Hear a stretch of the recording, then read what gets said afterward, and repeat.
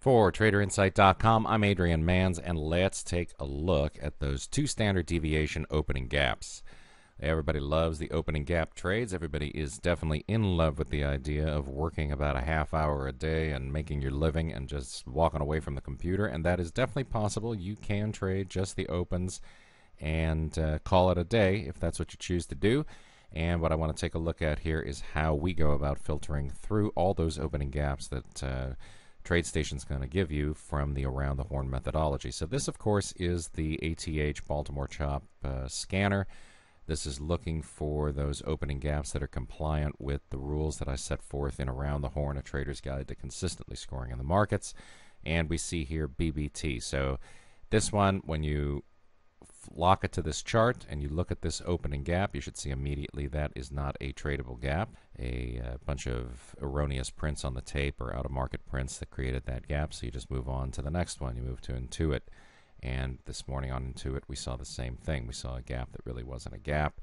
That high that it printed was a stray tick. We see Kroger. This one was a decent opening gap, wound up on our radar. This one just never gave us an entry. It did provide an entry opportunity if you managed to get an early entry down through this opening tick in the first bar of trading. I missed that one myself, so I was looking for a break of the low of that first bar or of the deepest bar in the pullback.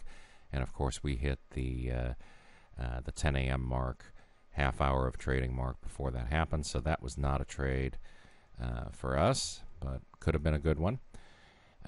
We've got MCO. This one also had some wild ticks on the open, so that's not a gap that you're going to be able to trade.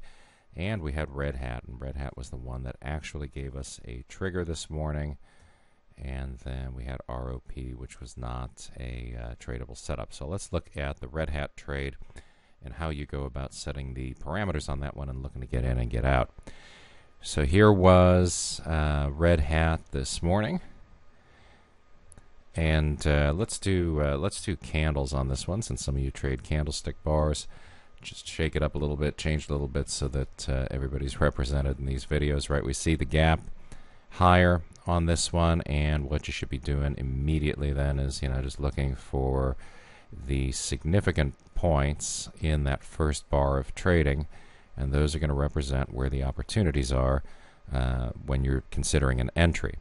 So in this case, we had a second bar that traded up and gave us an opportunity for an entry, and it also was the precursor to the third bar, of course, which was the deepest bar in the pullback. So we got a couple entry opportunities here, and first and foremost is the reversal of the opening price.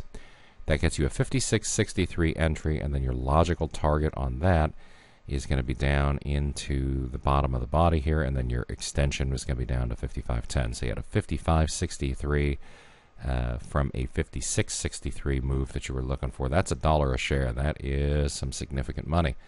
So if you took that trade, that's an aggressive one, and it did move to the profit target. Also has a nice tight stop, so that's a good thing about that kind of an entry. So you could have taken that in the very first bar of trading, or you could have taken it when the second bar reversed down through that open. The next place that you have an entry opportunity is up in the deepest bar of the pullback, right, which is violated in the next bar and gets you a 55.92 entry. And then again, your first target is going to be pretty tight on that, 55.63.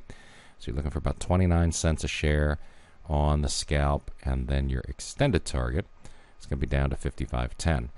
So when you get down in here, of course, what happened in the war room today, we talked about these trades at length. So if you're not already a member, you might want to take a look at our war room, take a look at the trading plans. But most of you are probably already members of the trading plan or have attended the boot camps or the Income Trading Academy.